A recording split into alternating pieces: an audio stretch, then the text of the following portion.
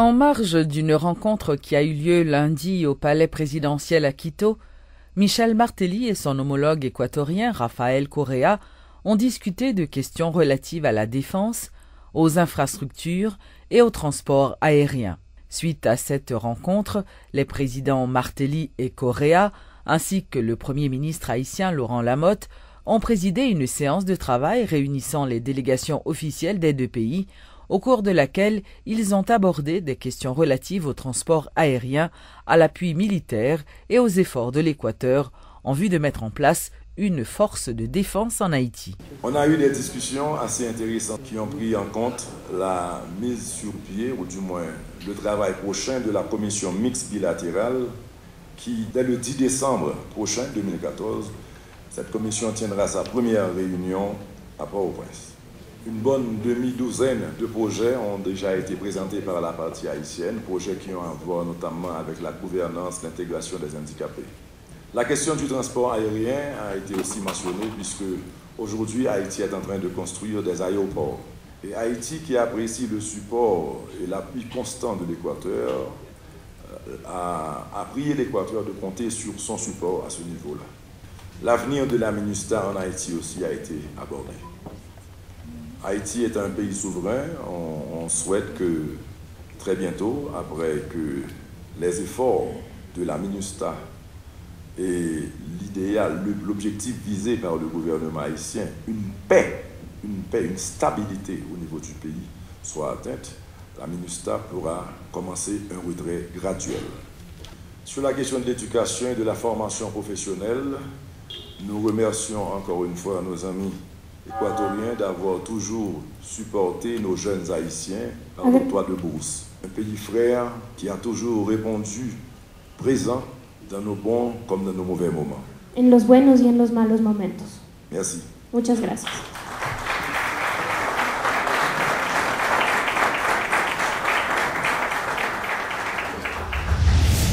De retour au pays, le chef de l'État a entamé la dernière série de consultations avant d'en présenter la synthèse le 18 novembre prochain.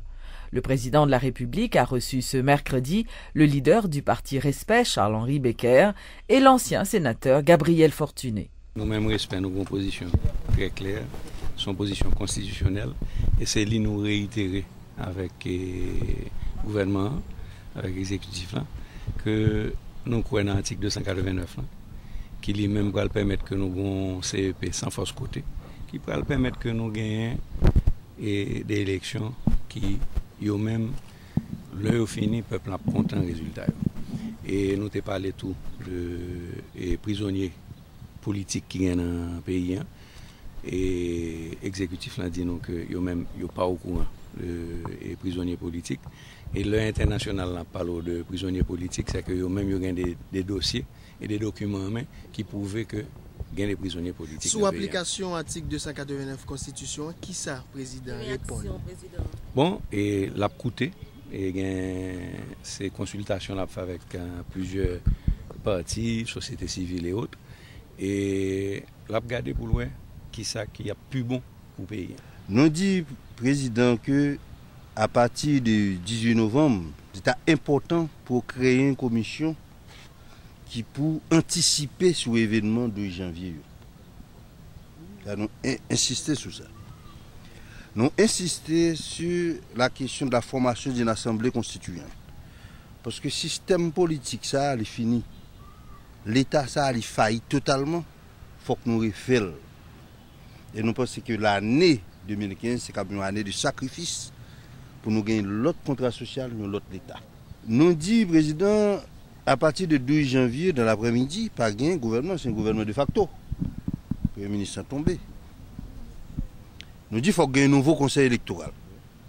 Donc, nous sommes capables de dire, maintenant, le président attendez-nous, le conseiller lui attendez-nous, et nous dit, président, tout ça qui méritait, ni pour lui-même pour ne pas tomber dans le trou, ni pour le pays à pas tomber dans le trou. Notons que les 6 partis politiques de l'opposition, à savoir Famille Lavalas, Fusion des sociodémocrates, Contra-PEP, Haïtiens pour Haïti, Unité et Mopod, ont décliné l'invitation du président ce 12 novembre. Bon, ça qui est intéressant, c'est que nous voyons différentes propositions dans chaque rencontre. J'aime vous dire là, première rencontre à 10h du matin, on voit un secteur qui dit mais ça le voulait. Et puis à 11h, prochain sac venir dit exactement que ça le voulait, c'est le contraire du premier secteur.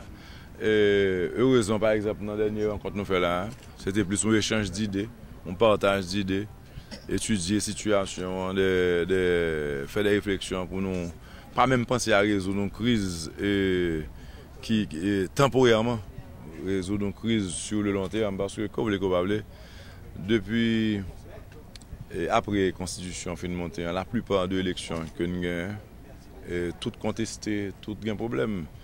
Jusqu'à la dernière élection, qui est l'élection côté président Martelly monté au pouvoir, mais qui était des contestations quand même, qui fait que c'est grâce à la contestation que je veux dire à président. Donc je veux dire, l'idée pas nous, c'est pas pour nous permettre que une élection concernant le pays encore. Donc c'est pour ça que nous verrons que nous attendons tout secteur et que nous sommes sérieux sur volonté nous pour nous aborder des questions dans le sens majorité de la population, excepté que vous avez des gens qui ne pas retrouver dans ce qu'on a décidé parce que même président comme le président, c'est 68% qui était voté, ça veut dire qu'on 32% qui n'étaient pas d'accord. Donc c'est probablement la même situation à gagner dans quelle que soit les décisions que nous prenons. Mais l'idéal, c'est que nous-mêmes, pour nous suivre que nous sommes sur la bonne route là. Qui résume au fait de tendance jusqu'à présent? Non, nous avons différentes tendances. Il y a trois tendances clairement identifiées que peut-être n'a pas aimé ça. Président, on adresse à la nation 18 novembre. Non, qu'est-ce qui dit ça? 18 novembre, un résultat qui a sorti? Non. Monsieur le Président, bonne information, c'est que période qui te permet que nous fait consultation, elle a fini le 18 novembre. Nous te dit aux environs du 18 novembre. Donc, nous voulons vers le 18 novembre et nous avons fini. Qui veut dire nous mettons les bouchées doubles pour que nous ayons le plus possible jusqu'à vendredi et avant 18 là. Et donc, semaine prochaine, pour nous avancer avec réflexion que nous-mêmes nous devons faire, nous finissons de ça, tout ça, nous attendons. Le 18 là, nous finissons avec ça, nous attendons peut-être. Chita avec le gouvernement, chita avec d'autres secteurs que nous ne pas mais qui est important dans la société. Et peut-être des partenaires pour nous réfléchir sur la décision finale. Comment comprendre l'attitude de l'opposition qui va accepter aujourd'hui pour te rencontrer? Bon, nous comprenons que c'est on doit que gagner, que encore une fois, c'est une preuve que la démocratie dans le pays, il n'y a pas personne qui a forcé personne chita. Non, logique pour nous avancer pour Haïti, il est toujours préférable que tout le monde chita, surtout le monde qui pense que je ne vais pas entendre. Moi-même, je ne vais pas chita pour m'entendre, mais ce que je ne vais pas faire, c'est force au monde chita. Jusque-là, il y a une chance pour nous aboutir avec un bon résultat. L'essentiel, c'est que nous avons continué le travail et nous avons cherché les résultats que la population veut. C'est la population qui est numéro 1. C'est lui-même pour nous mettre en confiance, c'est lui-même qui pour croire dans ce qu'on a fait et c'est lui-même tout pour nous prioriser dans ce qu'on a fait. Avec ou sans opposition? Ça veut dire, merci, si je fais une phrase, s'il te plaît. Donc, quel soit le résultat? Que ça résulte dans la pour aller dans le sens ça population a besoin. Merci. Est-ce qu'on a débouché son négociation, monsieur le Président Jean-Pierre Mouna Modèle? Est-ce qu'on a débouché son négociation après consultation aux gens? Débouché? Est-ce qu'il y a une chance pour nous arriver sur négociation après consultation? Après consultation, bon. Nous passons en pile période de négociation déjà. Ça qui est plus gros que le monde entier au courant de aller les ranchos. Côté il y a un accord qui tire. Après le rancho, il y a Best Western. Quand il y a une consultation, je ne sais pas si fait tout hôtel. L'idée, ce n'est pas marcher, faire dialogue qui va mener à aucun côté. Nous priorisons le dialogue là, nous croyons dans le dialogue là. Mais il y a un leadership tout qui a demandé que le pour avancer, nous voulons avancer à tout le monde, nous voulons tout le monde chance et opportunité par chance, mais une opportunité pour chita dans le dialogue. Le directeur général de la DGI, Morlan Miradin, dément que le renouvellement des plaques d'immatriculation pour les mototaxis soit très onéreux.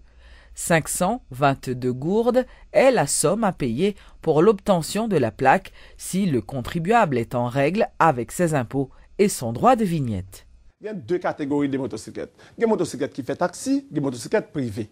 Jodi, on a besoin de 522 gourdes pour retirer une plaque pour un moto taxi. Combien? 522 gouttes. 522 gouttes pour retirer une plaque pour un monde qui a fait taxi. C'est taxi moto fait ou payer 522 gouttes. Si déclaration est soldée à un bordeaux à payer, c'est prix plaque là plus prix déclaration définitive d'impôt. Comme vous payez bordeaux, c'est lui-même seulement qu'on a besoin pour retirer plaque pour motocyclette ça.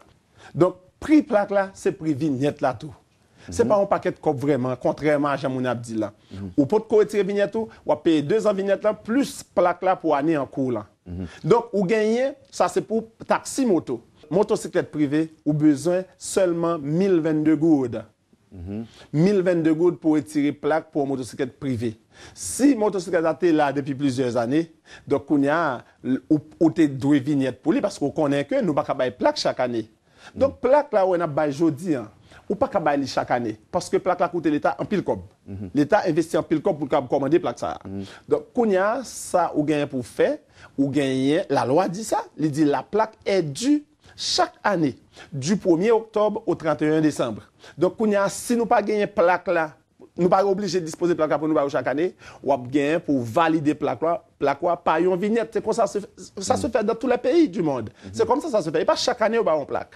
Plaque ça qu'on gagne, ou à retirer, ou à plaque là aujourd'hui, année ça ou à plaque là, année prochaine nous pas une plaque. Ou connaît que ou gagne du 1er octobre jusqu'au 31 décembre pour valider plaque par une vignette. Tout importateur haïtien désireux d'introduire des produits agroalimentaires sur le marché local doit être à même de présenter un certificat sanitaire émis par les autorités du pays exportateur. C'est ce qu'a annoncé le secrétaire d'État à la production animale, Michel Chancy, dans le cadre d'une rencontre avec la presse ce mercredi. Et cette mesure vise à renforcer le système de contrôle sanitaire. Première condition, c'est respect de procédure là, qui c'est permis sanitaire avant qu'on vienne avec produit ça. Et pour la République dominicaine, c'est ça que nous toujours demandé pour que produit alimentaire sorti dans la République dominicaine, faut qu'avant que rentrer, on en présenter avec permis sanitaire là. Et c'est permis sanitaire ça que nous-mêmes nous baillons leur entreprise qui veut exporter yo depuis yo répondre à condition yo, n'a bail permis sanitaire ça. Donc c'est un travail de construction de longue haleine permanent qui commence depuis longtemps, qui est au niveau central, qui est au niveau en d'un pays, qui est au niveau frontière. Exigence ça yo chita sur le code des animaux terrestres de l'Organisation mondiale de la santé animale. C'est pas aucune mesure Haïti inventée, c'est pas aucune mesure spéciale, c'est des bagailles qui signent dans des accords internationaux que tout pays reconnaît, Haïti et République dominicaine y compris. Donc, c'est simplement application de loi, application de l'accord ça que nous exigeons qu'il pour fait. Et c'est ça qui fait que services vétérinaires haïtiens et services vétérinaires dominicains, yo entendent sous ça depuis pratiquement 2 ans que c'est ça qui pour fait. L'agronome Arnoux Séverin tire la sonnette d'alarme suite à l'apparition d'une infestation de chenilles voyageuses qui ravage les plants de manioc dans la plaine de l'Arcahaie. 3 autres départements sont frappés, a révélé le directeur agricole départemental pour l'Ouest, qui précise également que ces services prennent actuellement et en urgence les dispositions nécessaires. Nous avons déjà chita avec l'organisation pour voir qui ça phénomène là. Nous avons voué des spécialistes pour garder qui ça qui ravage cap fait et qui ça qui capable fait. Et il y a un bagage qui capable fait, c'est utiliser des moyens pour combattre chenille. Et il y a un moyen que nous capable d'utiliser, c'est pesticides. Et pesticides là, c'est nous venir avec des produits qui permettent que nous utiliser produit ça pour être capable de tuer chenille ça. Manioc c'est une culture importante qui est capable de permettre nous bataille contre l'insécurité alimentaire qui fait que le ministère prend disposition pour que nous capables appuyer planter pour combattre ça parce que insécurité alimentaire les bail sanitaire les fuites de devises et manioc capable permettre nous importer moins maïs, moins blé, moins du riz d'accompagner planteur pour ça. La plateforme des syndicats d'enseignants haïtiens annonce toute une série de mouvements afin de forcer le ministre de l'Éducation nationale à prendre en compte réellement les revendications des professeurs. Le secrétaire général de la CONE, Paul Saint-Preux, a révélé que le ministre Maniga n'a pas respecté les promesses faites par son prédécesseur. Des enseignants rapportent nous que ils n'ont pas joué de service au Fatma, pas arrivé jusqu'à eux-mêmes, parce qu'il y a un problème qui posait, problème de dossier posé en dedans couverture d'assurance là. Problème de dossier, pourquoi? C'est parce que c'est qu'on y a envoyé formulaire dans toute l'école pour assurer aux capables de produire l'autre information pour constituer le dossier. Ça qui est plus important pour nous, nous avons aimé que au Fatma pencher sur le problème là rapidement pour que le professeur capable de jouer un service normalement. Parce que ça capable de causer un pile de dégâts dans le fonctionnement enseignant, dans la vie, puis tito avec madame au même taux. Et si vous êtes malade, côté vous pas jouer un soin. Si que et compagnie d'assurance là pas prend question en main, comité qui formé pour être capable de régler, gérer le problème d'assurance là tout, pour tout capable de mobiliser de façon que pour enseignants rejoindre service.